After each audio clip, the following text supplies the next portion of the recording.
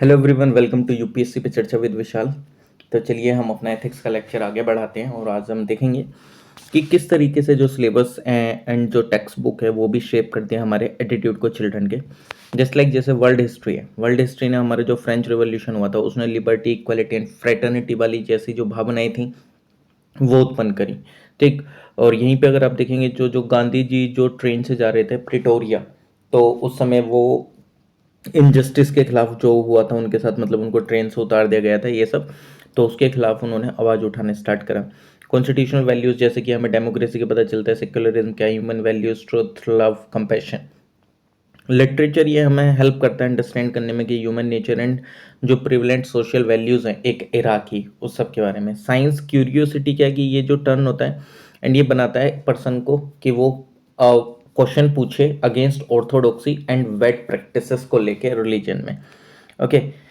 केरला में अगर आप देखें, केरला जो क्लास सेवेंथ की जो सोशल साइंस की टेक्स्ट बुक है वो कंटेन करती है एक chapter with an imaginative interview. किस किस के बीच में है, एक हेडमास्टर एंड पेरेंट्स के बीच में, जो कि एडमिशन को लेके है। तो जो बॉय है वो कैरी करता है क्रिश्चियन नेम होता है, बट उसके जो फादर हैं उनका नाम होता है अनवर रशीद एंड जो मदर है उनका नाम होता है लक्ष्मी देवी। तो हेडमास्टर पूछता है फादर से कि आपका रिलीजन क्या है, मतलब इन द सेंस कि आप क्या रिलीजन भरेंगे अपने बच्चे के लिए इस रिक्वायर्ड कॉलम में, जो कि ये जो एडमिशन फॉर्म है उसमें पूछा गया है। टू विच द रिप्लाईज कि आप, मतलब वो बोलते हैं कि यही चूज करेगा अपना रिलीजन जब ये अपने आप ग्रो हो जाएगा, यानी कि जो उनका बच्चा है। तो जो वैल्यू एजुकेशन है अगर आप देखें तो जो नॉर्थ कोरियन गवर्नमेंट है वो यूज़ करे जाती है, जो यूज़ करती है टेक्स्ट बुक को poison to poison the brain of children against South Korea and western world, यानी कि नॉर्थ कोरिया की जो सरकार है वो इस तरीके से ब्रेन वॉश करती है बच्चों का south Korea and western world के खिलाफ, मतलब एक अलग ही लेवल पे। आप जानते भी होंगे नॉर्थ कोरिया के बारे में अच्छे तरीके से, आपने उसमें इंटरनेशनल रिलेशन में पढ़ा हुआ जीएस 2 में। ऑल राउंड डेवलपमेंट अगर आप देखें तो आप अगर उनका डेवलपमेंट चाहते हैं एक तरीके से अच्छे तरीके से, तो उनको आप एक ओल्ड एज होम्स में लेके जाइए जहाँ पे उनका जो इनकलकेशन होगा कंपैशन का एंड एल्ट्रुइज्म का। म्यूजियम लेके जाइए, कल्चरल सेंटर से यहाँ पे क्या होगा कि इनकलकेशन होगा उनका टॉलरेंस एंड सेक्युलरिज्म को लेके। Tree plantation and street cleaning कराइए, जो कि एक एनवायरमेंटल प्रोटेक्शन जैसी जो चीज़ें हैं वो इनकलकेट होंगी। योगा यानी कि इंटरनलाइज करता है आपके माइंड को। एक बार अगर आपका जो दिमाग है वो फोकस करने लगता है इनवर्ड, तो you will have more clarity of thoughts. ठीक। आपके सोचने समझने की जो क्षमता है वो ज़्यादा क्लियर हो जाती है। अप्लाइड एथिक्स में अगर हम देखते हैं तो जस्ट लाइक जैसे एनवायरमेंटल एथिक्स आती है, अप्लाइड एथिक्स के अंदर सबसे पहले एनवायरमेंटल एथिक्स। तो एनवायरमेंटल एथिक्स एक डिसिप्लिन है जो कि स्टडी करता है एक मोरल रिलेशनशिप का, वैल्यू का एंड मोरल स्टेटस का ह्यूमन बीइंग के एनवायरनमेंट एंड उसके नॉन ह्यूमन कंटेंट्स को लेके। जस्ट लाइक जैसे रविंद्रनाथ टैगोर हैं, उन्होंने एक डेफिनेशन दी थी उन एजुकेशन जो कि कॉन्साइड करती है एनवायरमेंटल एथिक्स से। तो जो डेफिनेशन थी वो क्या है कि जो हाईएस्ट एजुकेशन है is that which doesn't merely give us information but make our life in harmony with all existence. मतलब हाईएस्ट एजुकेशन वो नहीं है कि जो कि आपको एक इन्फॉर्मेशन देती है, बट हाईएस्ट एजुकेशन वो है जो कि आपको हाँ, मतलब जो कि हमारी लाइफ में एक हारमोनी दे जितनी भी सारी चीज़ें हैं विद ऑल एग्जिस्टेंस। ठीक। तो जो मोरल ऑब्लिगेशन है टू फ्यूचर जनरेशन एंड जो प्रिंसिपल है इंटर जनरेशनल इक्विटी का, वो डिमांड करता है हमसे कि हम demand us to hand over the planet earth in the same condition. मतलब बेसिकली ऐसा है कि जिस तरीके से हमें पृथ्वी मिली है हमारे पूर्वजों से, तो हम हमारे ऊपर भी वो एक तरीके से ओब्लिगेशन है, एक मॉरल ओब्लिगेशन है कि जो आने वाली जनरेशन है हम उनके लिए भी उस तरीके से पृथ्वी को छोड़ेंगे नहीं कि हम अपने लिए ही सारा इस्तेमाल कर लेंगे। तो तभी ये क्लाइमेट चेंज वगैरह ये सारी चीज़ें, इन सब पर मीटिंग होती है, प्लास्टिक यूज़ ना करें, ये सारी चीज़ें है कि नहीं। तो ये इनेबल करता है हमारे फ्यूचर जनरेशन को कि वो थ्राइव करें एंड अचीव करें good quality of life. Else हम क्या करेंगे, else we will be focusing our coming generation to crisis for which they have not contributed, यानी कि वो क्या करेंगे, मतलब जो आने वाली जो जनरेशन है, अन्यथा उनके साथ क्या होगा, मतलब जिस चीज़ के उन्होंने, मतलब एक तरीके से उन्होंने पृथ्वी का बहिष्कार भी नहीं करा, एक तरीके से इतना ज़्यादा एक्सेस यूज़ भी नहीं करा, बट उनको भुगतना पड़ेगा किसकी वजह से, हम लोगों की वजह से। तो इसलिए हमारी एक मॉरल ऑब्लिगेशन है पृथ्वी के रिगार्डिंग में। तो जो एनवायरमेंटल डिग्रेडेशन, क्लाइमेट चेंज, ये इनका एक डिसप्रपोर्शनेट इफेक्ट है पुअर एंड वल्नरेबल पे who have not contributed this, तो ये हमारा वॉयलेट करता है principle of polluter page. Action क्या है? एक्शन जो कि कॉन्ट्राडिक्टरी है एनवायरमेंटल एथिक्स के। तो जो मेजर फैक्टर है जो कि नेसेसिटेट करता है एनवायरमेंटल एथिक्स के, जस्ट लाइक जैसे न्यू इफेक्ट देखने को मिलेगा ऑन नेचर, बिकॉज जो हमारा मॉडर्न टेक्नोलॉजिकल सिविलाइजेशन है वो अफेक्ट करता है नेचर को एडवर्सली, एंड हमें ये एग्जामिन करना होगा इसके एथिकल कॉन्सिक्वेंसेस अपने इन एक्शंस के। न्यू नॉलेज अबाउट नेचर, यानी कि अगर आप देखें तो जो मॉडर्न साइंस डेमोस्ट्रेट करती है कि किस तरीके से मतलब हम चेंज हुए हैं एंड चेंज कर रहे हैं अपने एनवायरनमेंट को in ways not previously understood, thus raising new ethical issues. For example, until the past decade, few people believed that human activities could be changing the Earth's global environment. Now, however, scientists believe that burning fossil fuel and clearing forests have changed the amount of carbon dioxide in the atmosphere, and this causes changes in our climate and hence the need for global action. तो basically यार देखो, ऐसा है कि जो हम पृथ्वी का इस गलत तरीके से यूज़ करे जा रहे हैं, ठीक, तो हमें उस पर थोड़ा फोकस देने की ज़रूरत है। ये हमारा एक मोरल एक पर्सपेक्टिव होना चाहिए कि एक ये हमारी मोरल ऑब्लिगेशन होना चाहिए। कुल मिला के इस चीज़ को ध्यान रखना आप। हमें अपना एक्सपेंड करने की ज़रूरत है मोरल कंसर्न्स को। कुछ लोग आर्ग्यू करते हैं कि जो एनिमल, ट्रीज़ एंड जो इवन रॉक्स हैं have moral and legal rights, and ये एक नेचुरल एक्सटेंशन है सिविलाइजेशन का जो कि बिगिन होता है including the environment in ethics के साथ। तो हमें एक्सपेंड करना चाहिए अपना कंसर्न जो कि लाइट करे एक मतलब जो कि एक नीड भी है एक न्यू एथिक्स की। ऑब्वियसली बात है यार, एनवायरनमेंट भी तो एक तरीके से हमारा मोरल ऑब्लिगेशन में आना ही चाहिए। आना ही चाहिए क्या, आता ही है।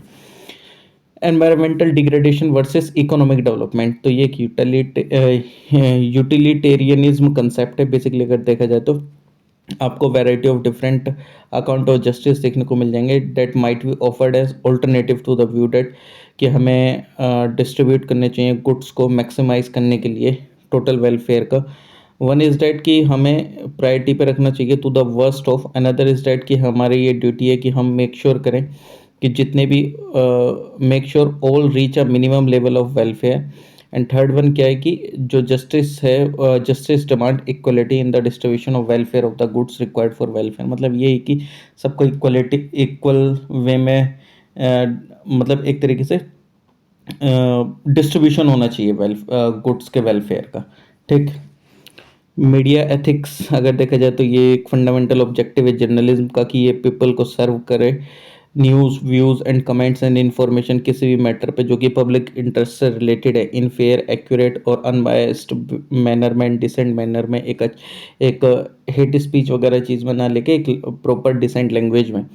ड्यूटीज़ क्या है मीडिया की भाई इन अ डेमोक्रेटिक कंट्री जो जैसे कि हमारा भारत है, तो इसकी तमाम ड्यूटीज़ हैं कि ये एक्यूप करे सिटीजन को एक unbiased information. Media shall not tent the fact, मतलब वही है कि फैक्ट्स को नहीं बदलना चाहिए, उनको उनको प्रेजेंट करना चाहिए एकदम वैसे ही जैसा फैक्ट है। और ये एक प्ले करती है वाइटल रोल ब्रॉडनिंग करने में थिंकिंग को सिटीजन की, एम्पावर करती है इनको नॉलेज से। एंड जैसे हमारी कंट्री है इंडिया, तो where there is a significant rate of illiteracy, यानी कि जितना हमारे भारत में इलिटरेसी है, तो ये मीडिया की ड्यूटी है कि वो एक प्रॉपर वे में नॉलेज को मतलब ट्रांसफ़र करे लोगों तक, और जिससे कि उनका जो व्यू है वो एक ब्रॉड हो पाए और फेयरली क्रिटिसाइज करे एक्शन को। एंड ये to fairly criticise any action and this is against the spirit of justice और एसेंस ऑफ डेमोक्रेसी। ओके, और पॉइंट आउट करे कंसेप्ट प्रैक्टिसेस एंड प्ले करे क्रूशियल रोल इनिशिएट करने में proper procedure against the people जो कि accused हैं किसी भी एंटी सोशल एक्टिविटीज़ के लिए, रिगार्डलेस कि उनका पॉलिटिकल कनेक्शन किस पार्टी से, किससे किससे नहीं। ये फोस्टर करे स्पिरिट एक यूनिटी की एंड ब्रदरहुड की लोगों के बीच में, एंड इंस्टॉल करे एक फेथ लोगों का डेमोक्रेसी में एंड जस्टिस में। एथिकल इश्यूज जो कि रिलेटेड है मीडिया से, हाउएवर प्रेजेंट सोसाइटी में जो मीडिया है वो फेस कर रहा है काफ़ी सारे एथिकल इश्यूज जो कि हैं, जैसे मीडिया को कलेक्ट करनी चाहिए, मीडिया शुड कलेक्ट इन्फॉर्मेशन, मतलब उसको इन्फॉर्मेशन कलेक्ट करनी चाहिए प्राइमरली ऑथेंटिक सोर्सेज से जो कि यूज़ एंड इम्पोर्टेंस के हैं सोसाइटी के लिए और नेशन के लिए, एंड फिर उनको रिपोर्ट करना चाहिए एक अनबायस्ड मैनर में, पॉजिटिव में, जिसके एम इन्फॉर्म करना, ना कि क्रिएट करने एक सेंसेशन जो कि हार्म करे पब्लिक को। एंड कोई भी डायरेक्ट और इनडायरेक्ट इंटरफेरेंस नहीं होनी चाहिए फ्रॉम द स्टेट या ओनर या अदर सेक्टर्स से।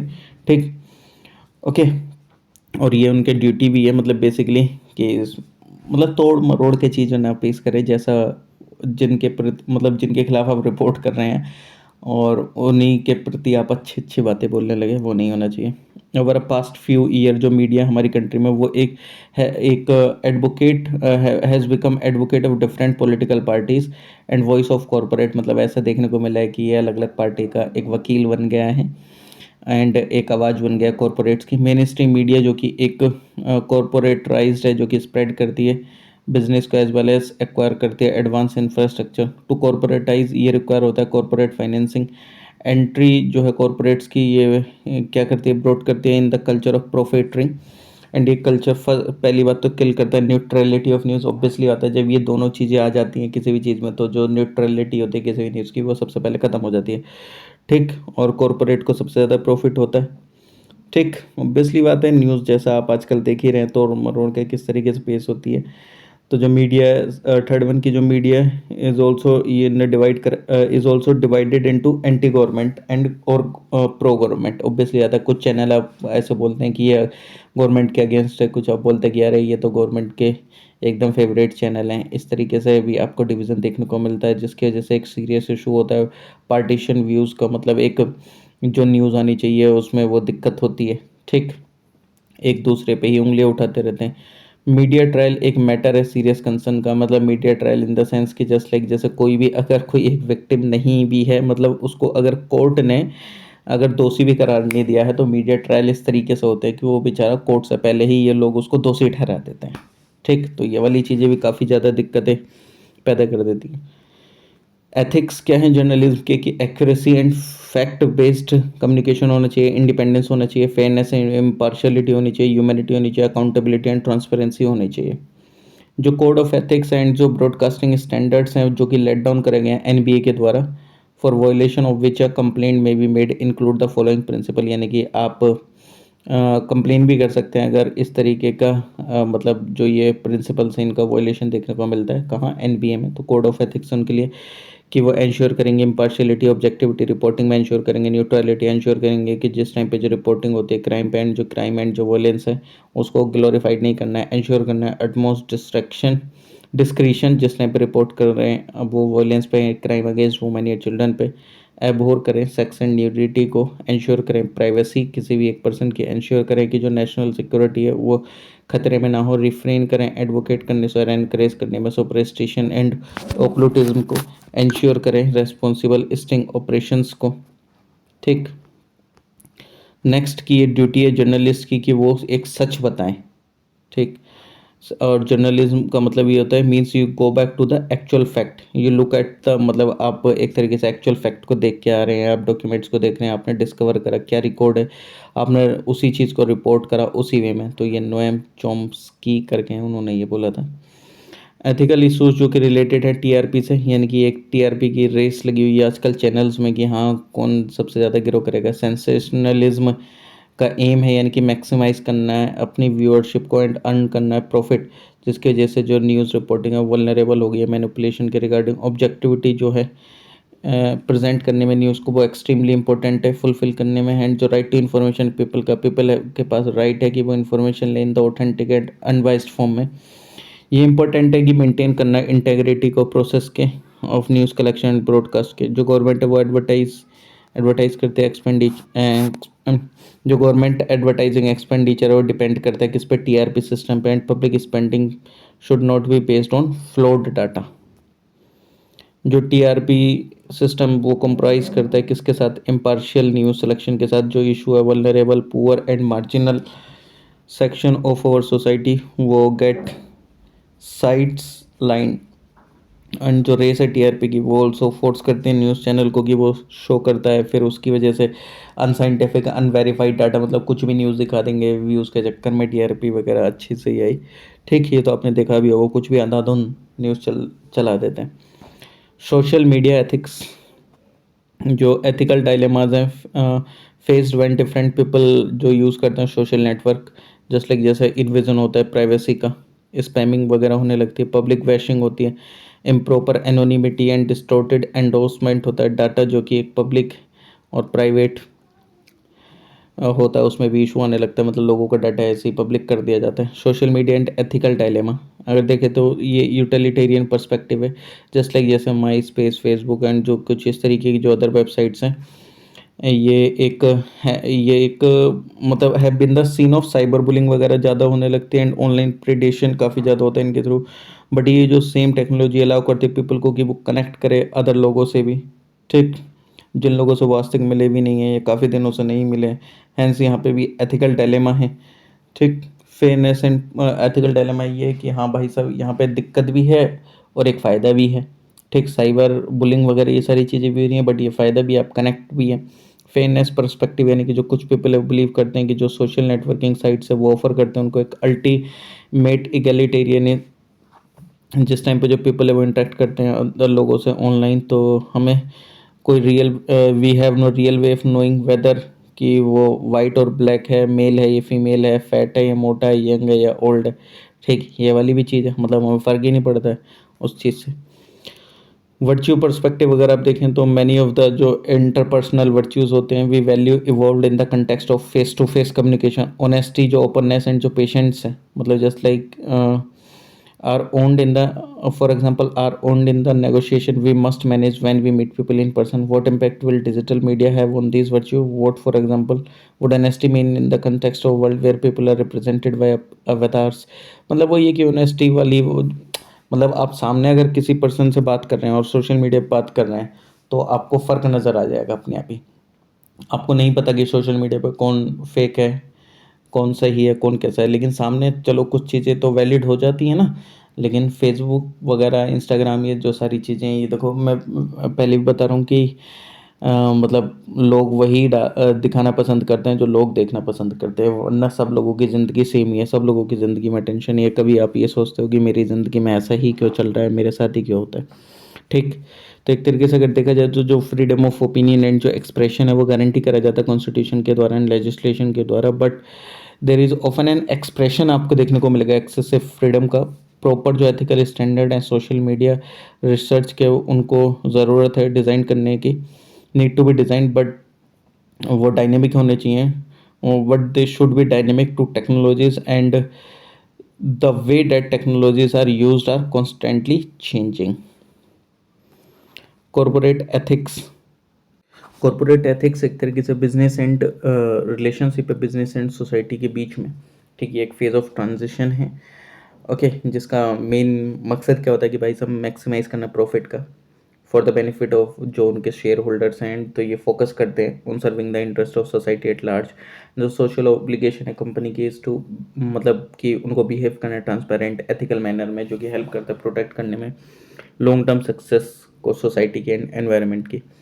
कॉर्पोरेट सोशल रेस्पॉन्सिबिलिटी अगर देखा जाए तो philanthropy is defined as promoting and attempting to bring out social change by majorly making generous financial contributions. मतलब कुल मिलाकर अगर आप देखते हैं तो जो जो CSR है, CSR क्या है?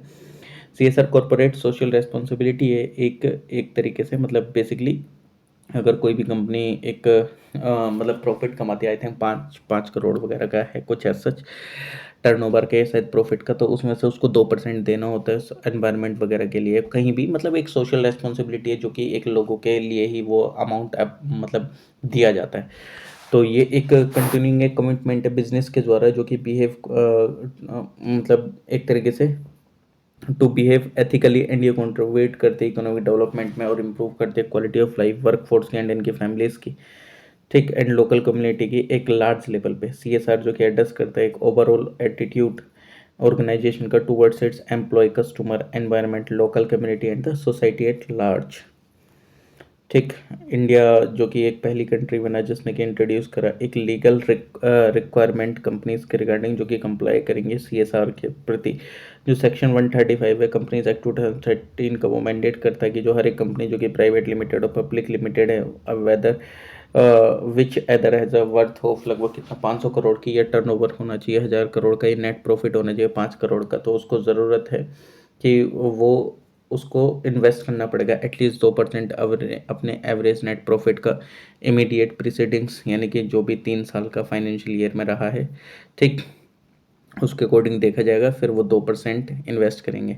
जो कॉरपोरेशन है उनको रिक्वायर्ड है कि वो सेटअप करें एक CSR कमेटी जो कि डिज़ाइन करे उनकी CSR पॉलिसी, जो कि अप्रूव करी जाएगी बोर्ड के द्वारा, इनकम पास करेगी CSR एक्टिविटीज़ को कॉरपोरेशन को, जो कि विलिंग टू अंडरटेक।